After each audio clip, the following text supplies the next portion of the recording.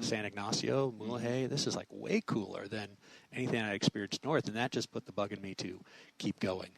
So through the 90s, my dad had a Volkswagen bus, a 78 camper, drove it down there a couple times. I'd been down there with him in 1986, right after he got the camper, had an epic New Year's Eve in Mulegé, and, just loved the place. And as my, work life, I worked as a photographer, gave me lots of, opportunities to travel. Baja was a inexpensive place to go. And fast forward to marriage, mortgage, minivan, three kids rapidly upon us. One day my wife quit her job at work, and the company said, "Don't quit. Take 6 months off. You'll have your job back. Just go for 6 months and do something." And I said, "Well, we should just rent our apartment out and go down to La Paz." Yeah. So we grabbed a guidebook and rented our apartment out as like a furnished corporate rental, and took 2 2-year-olds and a 4-year-old and put them in the minivan, and didn't have any real plan other than we were going to drive to La Paz, which when you read about it in a guidebook, it was supposed to be a colonial town on a beautiful, calm beach in southern Mexico. I'd never been. Yeah. But, there wasn't the internet. You couldn't really look stuff up too deeply. So we got there, and it's like, wow, this is nice, but it's really hot. And the storm season's coming, and my kids are like, can't even go outside. It's so hot. Yeah.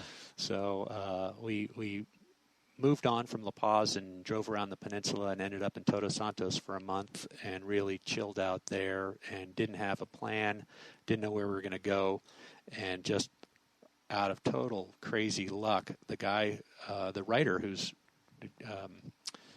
book we were reading, the guidebook that we were reading, lived in the house across the street from the house that we rented on this dirt road. So Joe Cummings was building a house across the street from this house that we rented in Todos Santos. Took a 6-pack of beer over there one day and said, "Hey, we want to go someplace, cool climate, authentic, everybody speaks English, or nobody speaks English, and it's got to be really cheap." Yeah. And he said, "Zacatecas." Yeah. And I said, "Never heard of it." And he gave me a book on north central colonial Mexico. I read it that night, cover to cover. Said next day, "Okay, we're going back to La Paz. We're going to put the car on the ferry boat, and we're going to mainland Mexico." So took a crash course in Spanish for a week. We stayed in La Paz and, did that, where I did 3 hours of Spanish immersion every day, and then put the boat on the ferry and landed in Mazatlan and drove across to a couple days to Zacatecas, and didn't have any plans other than, like, I hope this works. Yeah. And it worked beautifully. Yeah. We lived incredibly richly, a family of 5, for less than $500 a month. And unbelievable. And that just gets in you, and kind of, now, years and years later, I've got 3 kids in college, and that just kind of like sort of stays. I don't want to say it eats at you, but it's just like, that's the little, idea out there, like, hey, we should do that again. We should rent our apartment out again. I love this part of your story because, you can put faith in Mexico and know that it'll deliver almost every time. Meaning going down there, having faith in the people and the systems, and it'll all work out. Because I can't think of a time where it didn't work out for me just like it did for you guys. It seems like the stars continually align down there because people down there are genuinely friendly and helpful and live humble lives that you can easily integrate in. And I think oftentimes we try to bring our culture down, and we need to leave that here. Yeah, I think you do have to have the proper mindset to go to Baja or to go to Mexico. It's not the United States. There's an unfinishedness about it. There's a different experience than going to, a beach in Hawaii or a beach in Southern California or even Cabo. Or even Cabo, exactly. Yeah. So you do have to have the proper, in my opinion, the proper mindset, and that's kind of what my Slow Baja thing is all about. It's just having the proper mindset. I bought that old Land Cruiser after I sold my La Carrera race car in 2012 as a concession to staying married. So I had the Lucha Libre Racing Datsun 1600. I raced the La Carrera 3 times, twice in the Datsun and once as a navigator in a 53 Lincoln, and we had a little off-road excursion. Not my fault. I was calling for gas. And we had a little off-road excursion that due to the beauty of social media, my wife found out about it before I was prepared to talk to her about it. Uh-huh. And as a concession to staying married and 3 kids, 3 beautiful children, I decided selling the race car was probably a good move. Yeah. So I sold that, and before the dough from the race car became a backyard remodel, I quickly was on Craigslist and found this old Land Cruiser, and I'd bumped around Baja in the 80s in my buddy Ted Donovan's Land Cruiser, which I called the White Rhino back in the day. We'd take the White Rhino and drive down to Felipe, bounce around in the dirt, found this beautiful old Land Cruiser, and bought it, which led to, okay, we need to do a serious Baja trip. I have an off-road truck. Mm-hmm. Totally primitive. I mean, it's a donkey. It's just so, it's like a tractor. It's so primitive, so it beats you up driving. But 2012, bought the Land Cruiser and immediately drove it down to Baja. Yeah. And it was just very interesting for me. Baja had grown up a lot since I'd been going there in the 80s. And even the local people now have their windows up when they're driving. They have air conditioning in modern cars. And I'm like the last dude out there driving around with no windows and no top and driving really slow because the thing only goes 50-something miles an hour. Yeah. And so that's sort of where the idea, I love those, you see those T-shirts where it says "Life is good." Mm-hmm. You know, that's where the sort of the genesis of slow Baja, just slow down. Like you're an off-road racer, you go fast. You know how that's something I've never done. It's very exciting to me. I've seen it, I've photographed it, I've been close to it, but I've never done it. And when I'm off-roading, I'm going 25 miles an hour. Exactly. And, I'm driving a largely stock 1971 vehicle. It's very, very well maintained. Mm-hmm. And, I just did 3,000 miles primarily on dirt in the Baja XL back in January and didn't even have a breakdown, no hitch, nothing every night. Piece of cake. Take a look under the hood. Everything's good. Close it up. Pour the Fortaleza tequila. Let's go. So that old truck's a testament to everyone else. And when I competed in the Baja XL, I knew I was going to be the oldest vehicle in there. I had, luckily, I was able to continue my long relationship with Guillermo Sousa and Fortaleza Tequila. So I also knew that I was going to be carrying, hopefully several cases of tequila with me that I didn't want to break while I was off-roading through Baja. And again, having gone as many trips as I've taken to Baja, there haven't been that many where I've been actually off-road, like deeply off-road. I've been on, paved dirt roads or not paved dirt roads, but nice, bumpy roads, but you know where they're going. You see lots of tire tracks. It's going to end someplace. I hadn't been out in the, so quote unquote wild. And I made a decision with my Mexico adventure partner, Ted Donovan, who I referenced earlier. When we did the XL, we weren't going to do the GPS download. Mm-hmm. We were going to do it. He and I both had the old paper map. Yeah. We were going to do it old school. As I said, I'm not going to pay a bunch of money to have my phone tell me where to go. Yeah. Yeah.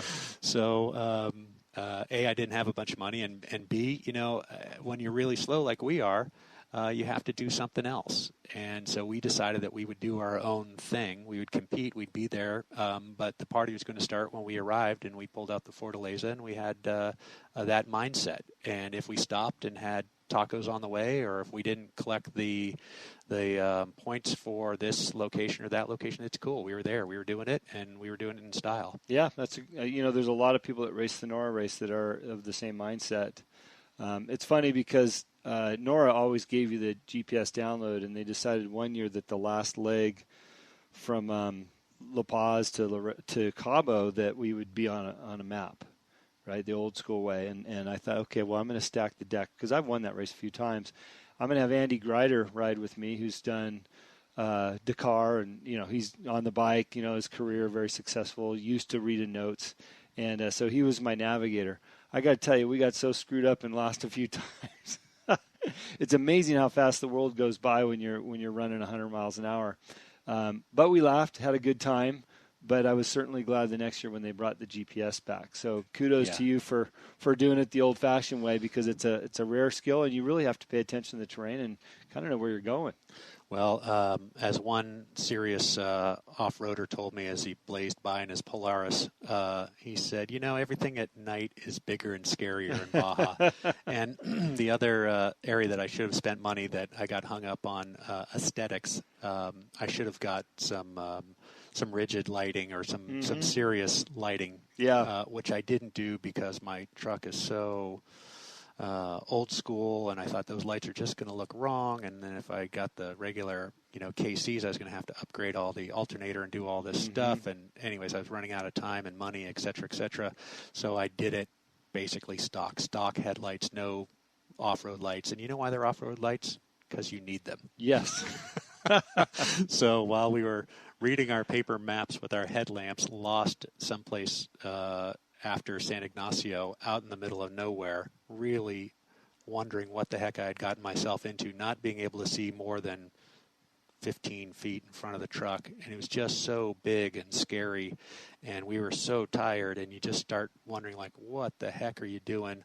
And then you start picking up a couple things. You say, I think we're on the right road. We'd missed, road, and we'd backtracked, and we were 10 miles, and 10 miles is like a couple hours when you're poking around it at 6 miles an hour or 10 miles an hour in some place that has no references, and it's pitch black. I mean, it's so dark there.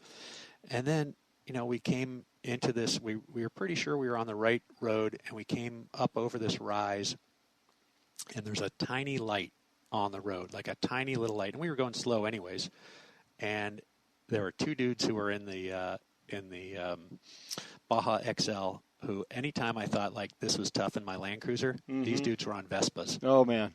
And one of them was rebuilding his, Vespa in the road. There's no side of the road. There's just the road. Yeah. And the other dude had a headlamp that he was like, pointing it up. So one guy is in the dirt with the headlamp on. The other guy is using his headlamp as the second light, and they're literally rebuilding this thing. And there's nothing. There's nothing for as far as you can see.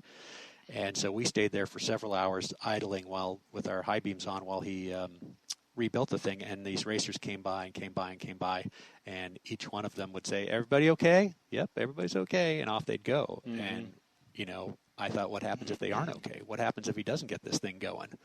He was pretty confident, but, and our rule in Baja is, you never leave anybody on the side of the road. Farmer Juan would never leave you on the side of the road. If you had to move his 5 kids into the front seat from the back, he'd put you in the back and throw a tow rope over your, bumper, and he'd tow you out with his Datsun B210 running on 3 cylinders. He'd do it. Yeah. That's the way it is there. And so, the racer came by in the Polaris. He said, "Hey, don't worry. Everything's bigger and scarier at night, guys, in Baja. You'll be fine." And it was 16 hours. We finally got to Puerto Lopez Mateos, and luckily we had a hotel room that night, but we couldn't find the hotel. So after, again, a 16-hour drive, absolutely thrashed. We're driving around, can't find the hotel. We just stopped in the police station. Again, it's, like 3 o'clock in the morning at this stage. And the police officer just got in his car and led us to the place, which was out a dirt road. And this, I thought, are we going to get robbed now? So we're down this dirt road. And, he couldn't have been nicer. Like, the policeman comes in, and he goes in and he wakes up the night watchman, who we thought was the night watchman, turned out to be the owner, who's sleeping in his office waiting for us. Wow. He was waiting for us to show up, and we were way, way, way late. But he slept at his desk until we got there, opened the room, and that was that. Made us a beautiful hot breakfast at 7 o'clock, and we were back on the road. Wow. What great hospitality. But I think my tangent there was, when you have a paper map, you have really no idea where you are. When you have GPS, at least you kind of know where you are. You know where the route is, and you know how much further you have to go. The paper map, that was one of those moments where it's like, hey, it's really cool. It was a really cool idea that we weren't doing the GPS download, but had I had a chance to buy it at that stage and get it into my car, I would have been thrilled right there. You would have bought 2. I would have paid any scalper pricing. Yeah. Well, one of the things about those types of experiences, and I've had several like that, is that you just walk away with a great story, an incredible memory, and the time that you shared not only with the Vespa riders and your buddy and everybody that drove by, you get to laugh about it all these years later and just reflect back on what an incredible time you had. Yeah, and I think, as you well know, that's what tequila is made for. Yeah. You get into your hotel room and you say, you know what, we made it. Let's have a little nighttime tip, and off to bed. Well, I raced with Cameron Still for a